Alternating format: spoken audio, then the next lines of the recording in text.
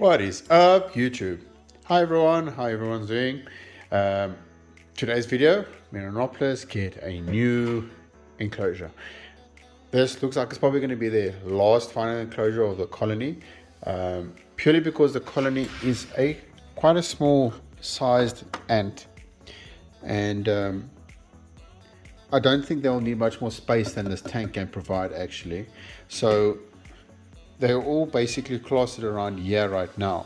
So what I've noticed the last couple of weeks, they are, I don't know if they're preferring the test tube because it's actually dry right now.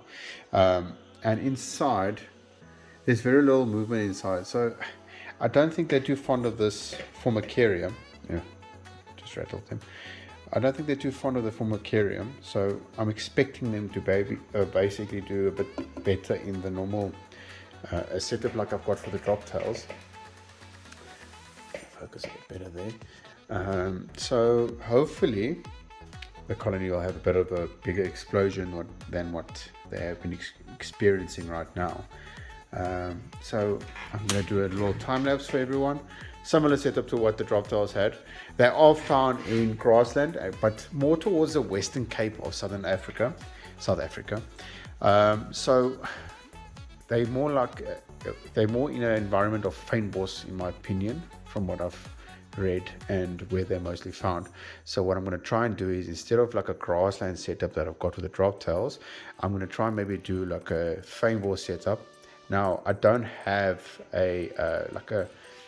if you guys are curious to see what fynbos is, like a protea flower and those type of plants, that is now, it's sort of like a succulent, but it's not.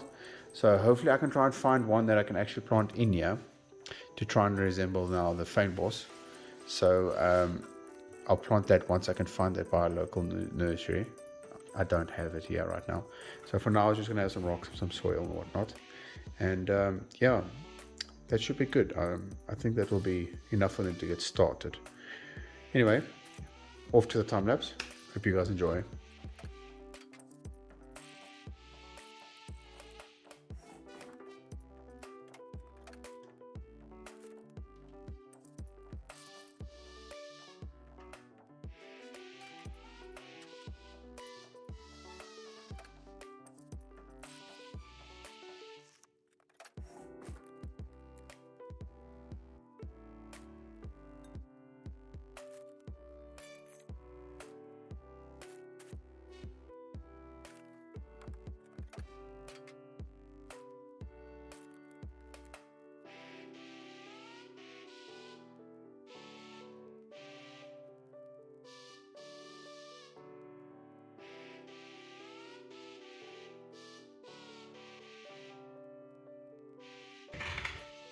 And there we have it, guys.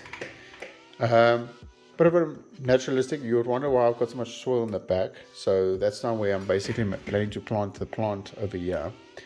So once I get the plant, I'll just excavate it a bit and then cover it up like I've done with the cacti with the droptails and things like that.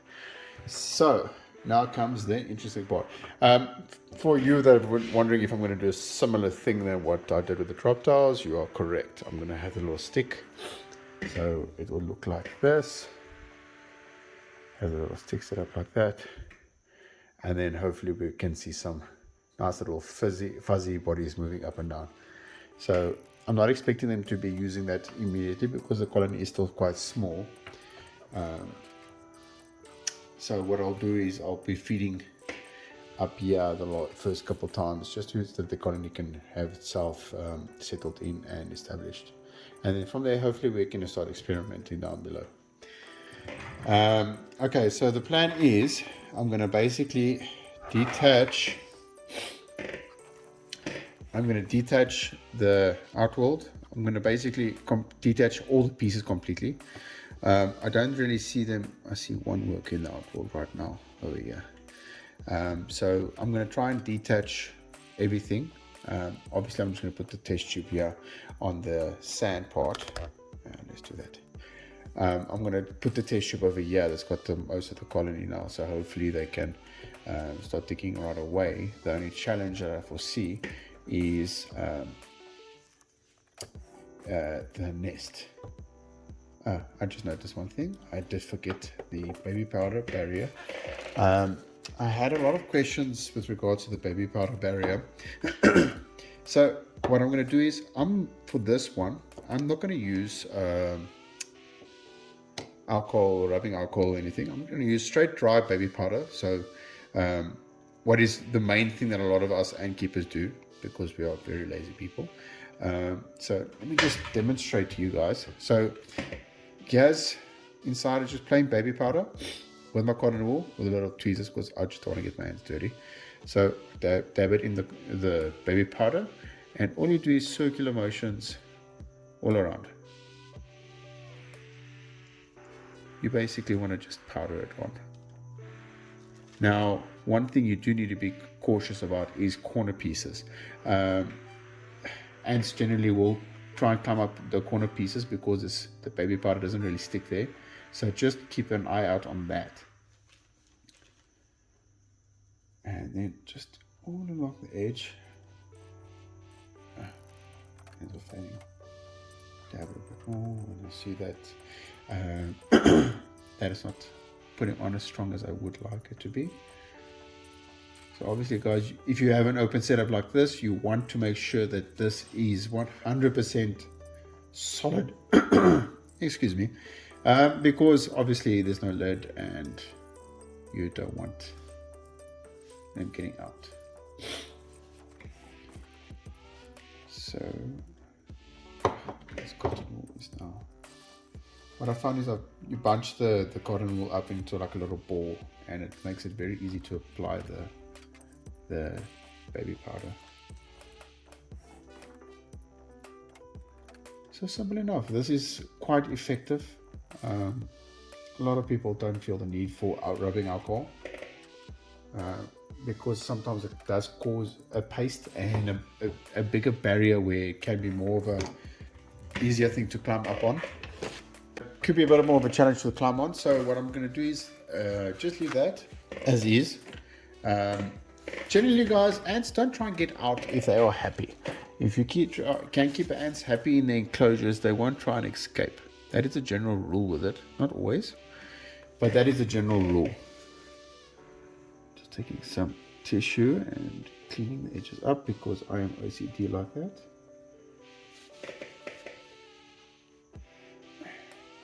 It's not working today. Generally, I use like a wet cloth or a leave it as is. It's fine. We'll add more barrier. So comes the challenging part. Look, I'm not too worried about them. They are a slow-moving species anyway. I just want to apply some water and then open up a little hole that they can basically start digging in.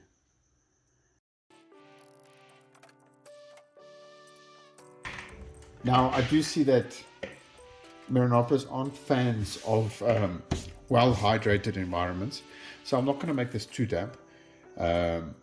Just damp enough that it has now started seeping into the substrate. You can see the darkened soil. Not too much. The soil was already damp-ish as it was, so I didn't want to do too much. So let's stop the delaying process and let's get to it. So what I'm going to do is, because I see there's quite a lot of them in this little connector here. There's quite a lot here in this little connector. So what I'm going to do is I'm going to take this whole part off right here. And this is where the colony starts to get panicked. Oh, that does not fit. That's a problem.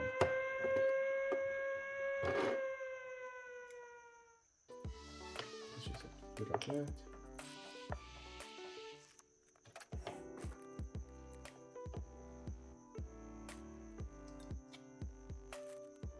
Panic.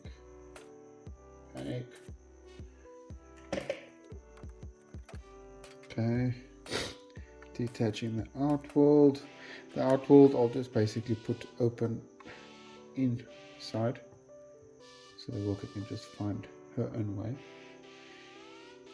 interesting thing, guys. All ants. Did you know most ants are females? The only ones that are male is male alates. So generally, you can refer to all ants as female. Interesting fact. So here's the challenge, because I think the queen is in the nest. Oh, let's see how I'm going to do this.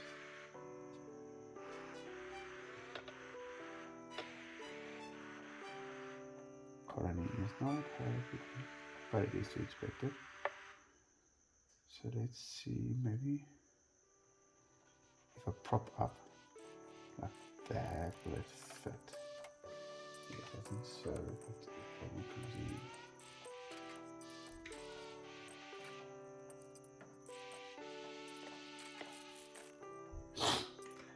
That is not ideal.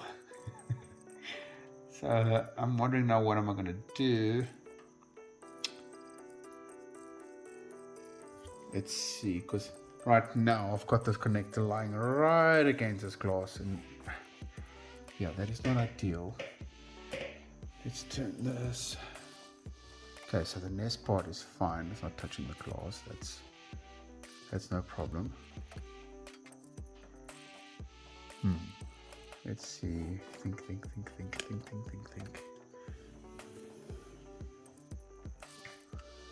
Yeah, the nest is fine. I've got no problem with that. Colony is quite active right now. You see, with them, it's very deceiving. You don't think there's so many of them, but then once you start looking inside the little pieces and things like that, that's now all of a sudden when you have unknown numbers. Anyway, I think this is probably going to do. Got some little fuzzy action going on right there. Anyway, guys, I think I'm going to end the video here. Hope you guys enjoyed the video. Please don't forget to leave a like and subscribe. Hold fingers for this going well. I'm quite anxious about escapees right now. But anyway, cheers guys. Thanks for watching.